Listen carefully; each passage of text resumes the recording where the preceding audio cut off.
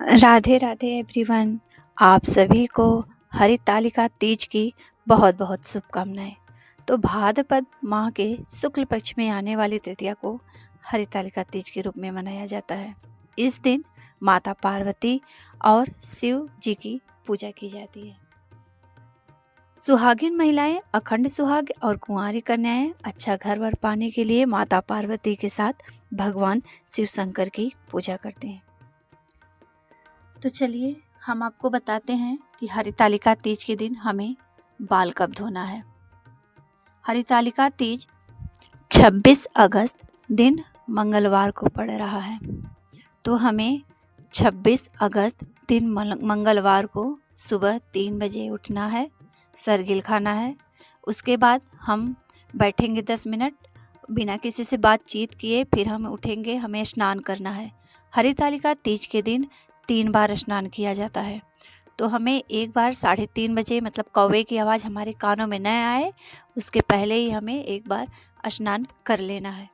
और फिर हमें 5 बजे स्नान करना है जैसे आप डेली करती हैं।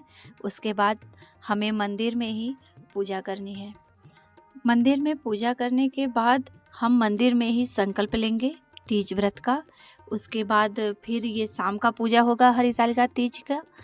तो हम शाम को ही बाल धुलेंगे। 5 बजे के लगभग हम फिर से स्नान करेंगे बाल धुल के। और ये पूजा करने का मुहूर्त 6 से 8 के बीच है। तो आप 6 से 8 के बीच में पूजा कर लें।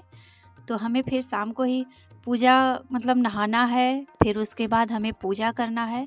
तो पूजा में वही सब मतलब कोरी साड़ी अगर आपके पास नहीं है तो आप अपने शादी का ही साड़ी मतलब पीरी चुनरी कुछ भी पहन लीजिए। और याद रखें कि आप हाथ में मेहंदी चूड़ी सब, चूड़ी तो कोरा हो, चूड़ी सब पहनने के बाद स्ट्रोलर श्रृंगार कर लें। उसके बाद आप अपना पूजा शुरू करें।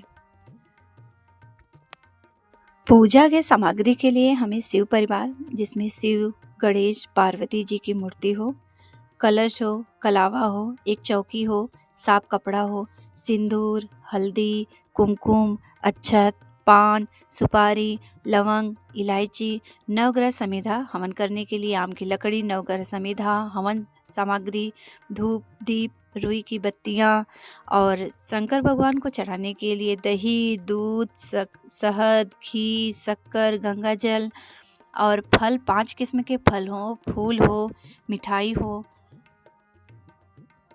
नारियल हो और चुनरी हो। ये हमें सामग्री में चाहिए। और अगर आपके पास गणेश जी की अलग से मूर्ति है तो आप मूर्ति ले लीजिए, नहीं तो हमें गणेश गौरी की स्थापना करना पड़ेगा गौनी सुपारी से ही बना के। अब बात कर लेते हैं कि पीरियड में महिलाएं पूजा कैसे करेंगी। तो पीरियड में आप व्रत रहें, बस व्रत रहें और जितना भी सामान का सामग्री मतलब सुहाग की जो सामग्री है, 16 श्रृंगार और साड़ी, फल, मिठाई, वो आप अपने पति से ही चढ़वा दीजिए। अगर आपके पति कलश की स्थापना नहीं कर पाते तो कोई बात नहीं, फोटो को ही रख के उस पर फूल, दिया जला के फूल और सारा जो सामग्री है उसको चढ़ा देंगे तो वो आपका ही मान्य होगा। उसके बाद बात कर लेते हैं कि अगर कोई महिलाएं प्रेग्नेंट है तो वो कैसे व्रत रहेंगी। तो अगर आपसे नहीं रहा जा रहा है, बिल्कुल भी नहीं रहा जाता है, तो आप शाम को मतलब निर्जला ही सुबह रहना है। आप पूजा करने के बाद शाम को ये तारा को देख के थोड़ा सा बस जल ग्रहण कर लें और कुछ भी ना खाएं।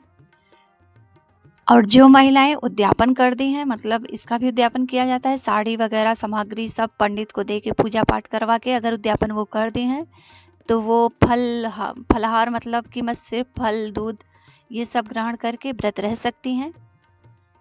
हरितालिका तीज मुख्य पूजा शाम को ही की जाती है। तो आप याद रखें कि यह पूजा शाम को ही करें। हरितालिका तीज एक ऐसा व्रत है जो छोड़ा नहीं जाता है, हमेशा ही रखा जाता है और यह बहुत कठिन व्रत माना जाता है।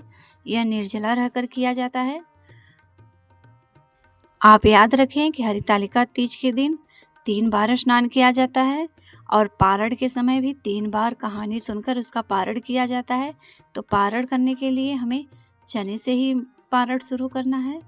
तो यहाँ पूजा करने के लिए हमें चौकी साफ सुथरा बिछा दिए हैं जिसपे शिव पार्वती की मूर्ति रख दिए हैं और कलश की स्थापना किए हैं, गौनी गणेश की स्थापना किए हैं और शंकर भगवान के शिवलिंग पे जल दूध, दही, शक्कर, मध सबसे स्नान करवाने के बाद उनको हम बेलपत्र, समी पत्र, मनार का फूल, फल, धतूर का फल, फूल सब चढ़ा दिए हैं।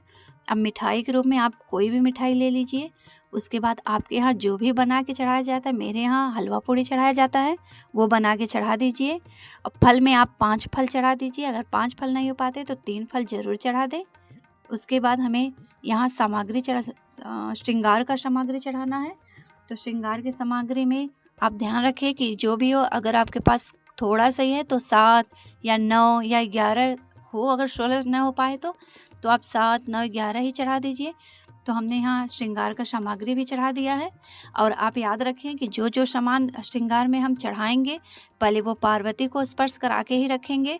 और उसमें से जितनी भी सारी चीज़ें हैं, जैसे चूड़ी, बिंदी, सिंदूर, ये सब हम माता पार्वती के पास भी रखेंगे ताकि वो पहन ले। अगर आप मिट्टी की मूर्ति से बना के कर रहे हैं तो आप उनको पहना ही दीजिए। और इसके बाद अब हम यहाँ माता पार्वती के पास चूड़ी रखेंगे, फिर उनको हम बिंदी भी लगाएंगे। और मेहंदी हल्दी ज़रूरी होता है, आप उसको न भूलें, मेहंदी हल्दी ज़रूर लगा दें। अब हम यहाँ हवन करेंगे। तो हवन में सबसे पहले हम गणेश जी की पूजा करेंगे। और याद रखें कि यहाँ से अपने शादी का जो सिंदूरा होता है उसको ज़रूर माता पार्वती के पास रख दें। यहाँ हवन करने के बाद अब हम यहाँ आरती करेंगे। तो आरती में सबसे पहले हम गणेश जी की आरती, फिर शिव जी की आरती, माता पार्वती की आरती करेंगे। आरती करने के बाद हम यहाँ उनसे क्षमा याचना करेंगे कि हमसे जो भी गलती हुई हो उसे आप हमें क्षमा करें। और यहाँ दक्षिणा के रूप में आप शंकर भगवान के पास कुछ भी दक्षिणा रख दें ताकि जो भी कमी हो आपके सामान में वो सब उससे पूरा हो सके। हरितालिका तीज के दिन सोया नहीं जाता है। इस दिन शाम को भजन वगैरह किया जाता है। अगर आपको नींद आ रही है और आप नहीं जग पा रही हैं क्योंकि व्रत रहने के कारण शरीर पूरा थक जाता है, तो आप ये जो कलश पे दीप है इतना उसमें घी डालिए ताकि वो रात भर जल सके। और फिर इसके बाद हमें सुबह 27 अगस्त दिन बुधवार को सुबह 3 बजे ही उठना है। उठने के बाद स्नान वगैरह करना है। फिर यही साड़ी जो आप साड़ी पहनी है उसको आप पूजा करने के बाद छोड़ दीजिए। फिर यही साड़ी कोरा वाला ही पहनना है। पहनने के बाद हम चना भिगोया हुआ चना लेंगे। वो चने को एक हाथ में 5 चना लेंगे। उसके बाद कहानी सुनेंगे, 3 कहानी, एक बार 5 चना, फिर 5 चना, फिर 5 चना, ऐसे ऐसे करके हमें 3 बार कहानी सुननी है। फिर हम उसका चने को विसर्जित कर देंगे या किसी झाड़ी में पिरो देंगे। और फिर 5 चना लेकर हमें पहले सुहाग लेना है मंदिर में जाके। सुहाग लेने के बाद फिर हम उसको चने को निकलेंगे पानी से, जैसे आप दवा निकलती हैं। अगर हमारा वीडियो आपको थोड़ा सा भी पसंद आया हो तो लाइक करें, चैनल को सब्सक्राइब करें और कमेंट में हर हर महादेव ज़रूर लिखें। धन्यवाद।